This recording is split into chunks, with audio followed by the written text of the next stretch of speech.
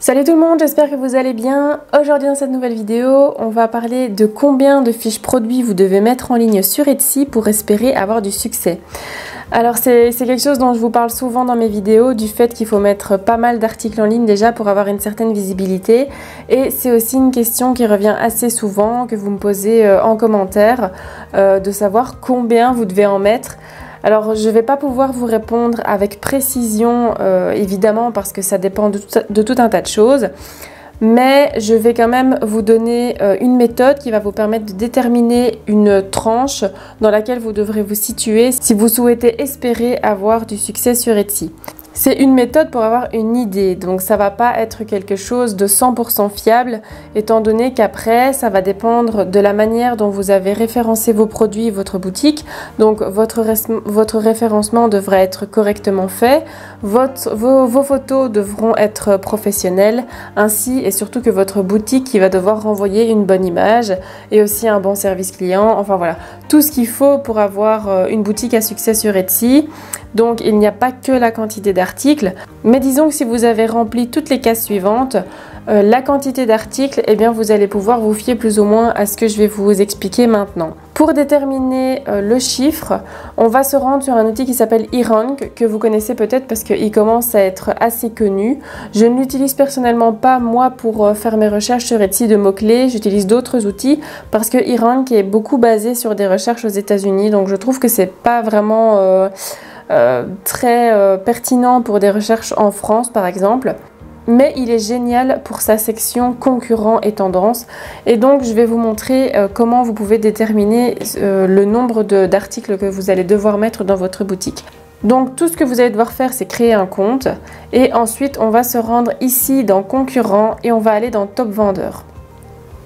Une fois qu'on est sur cette page, on va devoir effectuer un certain nombre de tris pour avoir l'information exacte qu'on recherche. Donc tout d'abord, on va sélectionner le pays. Parce que j'ai envie moi de me comparer à une boutique qui est similaire à la mienne dans les mêmes conditions, et donc vous allez choisir votre pays. Moi je suis en Belgique, mais il n'y aura sûrement pas assez de données, alors je vais prendre la France pour avoir un plus grand nombre. Ensuite vous choisissez la catégorie. Alors je peux choisir ici n'importe quoi, mais moi je vais choisir les bijoux parce qu'on va partir ici sur des articles physiques.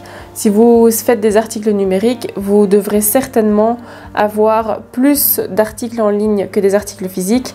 Mais ça, voilà, je vous laisse faire vos recherches vous-même si vous êtes dans une niche d'articles numériques. Et donc ici on va choisir uniquement les boutiques qui ont ouvert depuis 2021 parce que ça sert à rien de mettre dans notre sélection des boutiques qui ont 10 ans d'âge sur Etsy et qui bénéficient donc d'une certaine force de traction dans le référencement. Donc ici on va prendre des boutiques qui sont assez récentes et qui ont ouvert depuis l'année passée maximum. Donc on met 2021 et on fait filtrer. Une fois que c'est fait, on a toutes les boutiques qu'on a demandées qui sont dans notre sélection. Et on va aller regarder une par une combien elles ont d'articles dans leur boutique. Donc je vais cliquer à chaque fois dessus en laissant la touche CTRL appuyée. Comme ça, ça m'ouvre des nouveaux onglets. Et en allant dedans, ici, on va déjà avoir les infos. Donc ici, la boutique, elle fait à peu près 7 à 8 ventes par jour. Et on va aller voir le nombre d'articles qu'elle a dans sa boutique. Elle a ici moins de 50 articles. Donc vraiment bien, hein, franchement, 4000 ventes, moins de 50 articles, c'est vraiment pas mal. C'est qu'elle s'en sort très bien en référencement et surtout en photo de produit. Elle a des photos qui sont assez attirantes. On va aller voir le deuxième. Donc c'est Cathy Paris. Ici, la personne, elle a 7 ventes par jour à peu près. Et on va aller voir le nombre d'articles qu'elle a. Elle a 43 articles. On est de nouveau ici dans la même tranche, hein, dans la quarantaine. On va aller voir la troisième.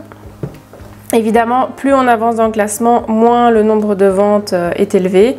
Vous pouvez trier ça si vous le souhaitez. Ici, elle a un peu moins de 7 ventes par jour.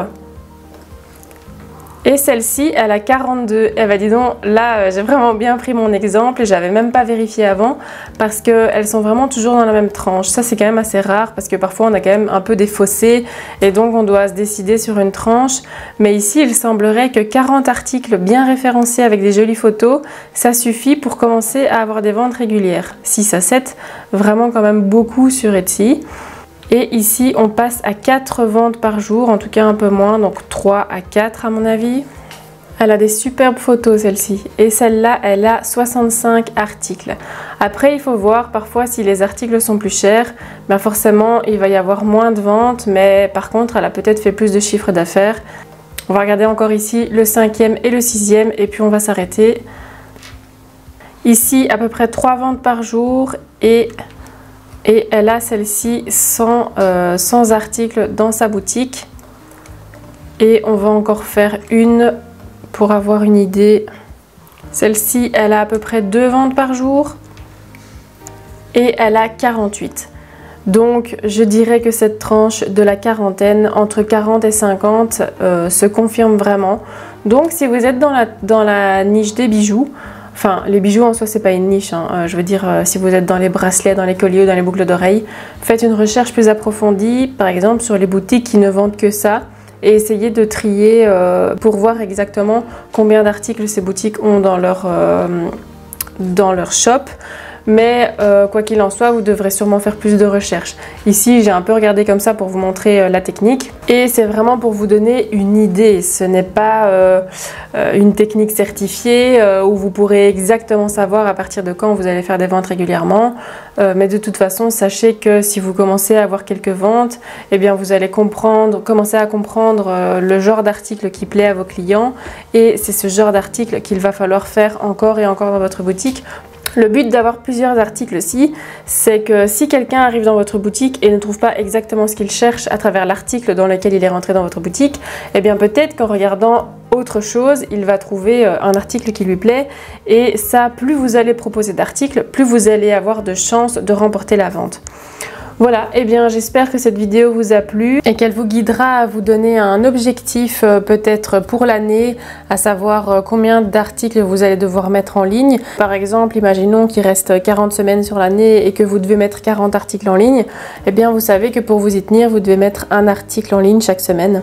En bref, savoir combien d'articles vous devriez avoir dans votre boutique en moyenne pour que ça fonctionne, ça peut vous aider à vous donner un objectif réalisable. Pour ceux qui ne le savent pas encore, j'ai réalisé une formation sur Etsy qui devrait sortir fin juillet vers août peut-être et qui vous aidera à établir de très bonnes bases pour votre boutique Etsy, des bases solides et également vous apprendra comment faire plus de ventes et des techniques différentes que vous pourrez exploiter. J'ai déjà lancé les préinscriptions, donc je vous mets le lien dans la description et dans la vidéo si vous souhaitez vous préinscrire et vous recevrez un email lorsque la formation sera en ligne. Merci beaucoup d'avoir regardé cette vidéo et je vous dis à vendredi. Prenez soin de vous, à bientôt!